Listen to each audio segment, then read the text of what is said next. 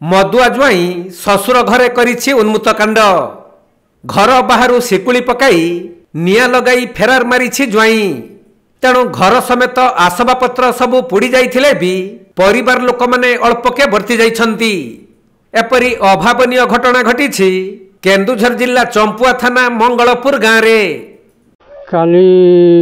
काली जुआईटा आमे 3 जण ताके घर जुआई हिसाब रे रखी थी। तो सीए काली सबुदिन ये करे जे ये नहीं करई बोली करी काली जोर सोर माती थी। तो माती करी आसी करी सीए झगड़ा झाटी करला बड़े झील आमे बुढ़ा बुढ़ी शुईथु जगह के पड़े गला। तेणु आ सीए एमती करी पूरा ताके भात हाड़ी हुंडा सबू पिटी करी भांगी देला। भांगी दी करी निया लगई देला। घरे निया लगई दी करी पड़ेला। मिलिथिबा सूचना अनुसार मंगलपुर गाँव शिव नायक तांको सान झियो को केन्दुझर शंकरापसी गाँव अंकुर षडंगी को विवाह देइथिले। तबे शिव नायकंकर पुओ नथिबारु से अंकुर को घर जुइया करी रखिथिले। तेणु सान झियो और ज्वाई मंगलपुर गाँ ससुर घरे रही आसुथबा बेले ज्वाई अंकुर सबुदिन मद पी घर को फेरुथबारु बारंबार से नहीं पाटितुंड हेउथिला। आउ गतकाली राति रे ज्वाई अंकुर मद पी आसी घरे पाटितुंड करी सुई जाइथिला। तेणु तांको स्त्री 2.5 वर्षर झियो और सासु ससुर अन्य एक घरे सुईथिले। हेले राति प्राय 11टा समय रे सासु ससुर सुईथिबा कुठरी रे शिकुली पकाई घरे निया लगाई फेरार हो जाइथिला अंकुर। तेणु घरे निया जलुथबा पड़िशा घर लोक माने देखिथिले।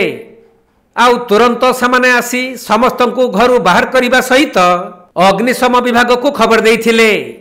खबर पाई अग्निशम विभागर कर्मचारी माने आसी निया को आयत्त करिसंती। तो समान मते आउ समान को होची एठी हम मंगलपुर रे होची घर जुई रखचंती।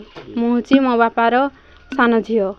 तो आमको हेलानी 3.5 वर्ष हो जिवो आम बाहागर को 3.5 वर्ष हो जिवो। सही 3.5 वर्ष भितरे माने सही सप्ताह थरे कहते गले माने मातु की नहीं मातु सी आसिकी मते मारपीट करे। आ प्रत्येक दिन धमकाए जे गुड़े गुड़े तते हाणबी तो घर वाला को हाणबी समस्त को हाणबी एमती कही कि मते डुरे डुरे रखे। आ सेमती हे कि माने बहुत 2 थर पाखापाखि मीटिंग करथिनु। तांको घर वाला को भी डकैथिनु। कागजपत्र भी कराहीची। तांको घर वाला भी कहले कि आ भूल करबा नहीं रहू बोली कि से मान को भी एमती करे बोली कि कहले भी से माने आ खातिर करते नहीं। माने मोर कथा ही सुनते नहीं। से माने तांकर पुओ कथा ही सुनती। आ गतकाली होची सेमती पी की तांको गाँ को जाइथिले। गाँ रु आसले पी की आसले तो से माने मते भात मागिले। तो मु भात भी देली तापरे खाइले। खाई सारी खाऊ थांती तापरे एमती रागरे खाली गरगरटा हेले बळको मु छुआडे के धरिकी पळेली खुडी घर पाखा पछपट को पळेली। तापरे पछपट को पळेली बेले खाई सारी के समाने मते डाके गले बळको मु घर को पळे आसली तापरे समाने सेपटे जाई की पाटी माने बहुत किछि कहउतांती हाणी देबी ताकू आज हाणी जेमती ले मारी देबी एमती सेंती कहउतां। तापरे पळे आसनु आमे आ एठी अछि कहू चाहि तथापि समाने सेठी कथा बार्ता करथान मार दे बोलकी आसनै।